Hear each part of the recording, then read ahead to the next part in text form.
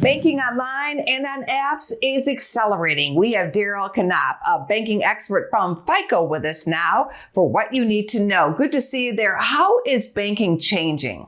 You know, I think the biggest change that we're seeing, Angie, is that the digital bank or our banking app has become kind of the center of our banking universe. We've really seen that switch in the last certainly decade, but probably more so in the last 2 to 3 years. And in 2024, we're right at the heart where our traditional branch channel is now supportive of that function. It's not the primary place where we do our banking. Is that a bad thing or a good thing?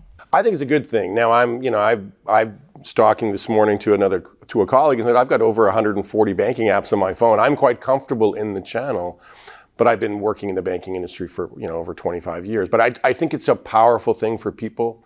I think you have a higher degree of transparency than we've ever had.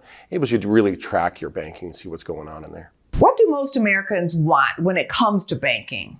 Well, I think time and convenience. Time is so precious to us. We're so busy. We've got so many things going on. And then convenience. It's got to be able to do the things that you wanted to do in an easy way. Convenient, timely, and intuitive, so you can figure out how to use it properly. Are there other factors? I think that the biggest thing influencing them shy of making sure it's intuitive and convenient is safety. There's a lot of fraud that's perpetrated in the banking industry, and the digital channel has its challenges in that regard. So having it be safe, so preventing that fraud, preventing financial crime, as well as making it feel safe. So when you're asking for information, you explain why you're asking for it and how you're going to use it and how you're protecting them. So safety kind of being the biggest issue there. Safety is critical. What advice would you give to the banks? Well, go figure. We just talked about timely and convenient and intuitive and safe.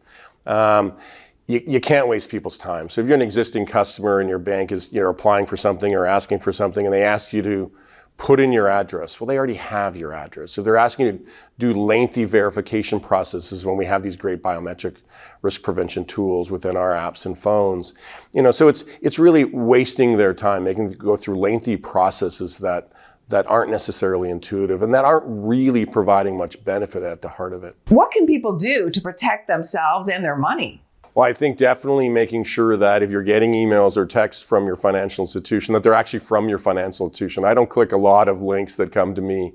I will go into my app and see if there's information. But there's a lot of ways to protect yourself. I think one of the ways in which to do that is just most banks, as well as FICO, we have information on how fraud's being perpetrated, good practices and bad practices within how to utilize those apps. I think people should really be informed, and then start to be comfortable using that channel because it can be quite safe. Is there anything else people can do to make sure that they are going to a good bank? I think that a number of ways is to kind of really, we've got this great tool called the internet to kind of go out there and see what issues there are. But, making sure that when you're going to start a new relationship, that you're aware of who that institution is, they've got a good brand, and that they've got the tools and services that you're looking for. While it's easy to sort of set up new apps, and I've got lots of them, having everything in one place or across a couple of financial institutions is easier to control, making sure that they are safe, making sure that they're asking the right questions, and then doing a bit of research outside of that to see if in fact they've had real troubles. Thank you for all of your information. How can people learn more?